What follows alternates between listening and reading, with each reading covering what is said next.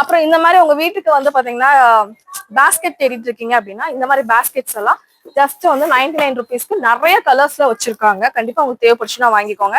இதெல்லாம் 4 பீஸ் உங்களுக்கு just 99 rupees கொடுத்துட்டு இருக்காங்க. இதெல்லாம் வந்து உங்களுக்கு வீட்டுக்குள்ள வந்து பாத்தீங்கன்னா ஃபிளவர் வாஷ் வைக்கிறதுக்கு இந்த மாதிரி ஒரு கொண்டியோட கொடுத்துருக்காங்க.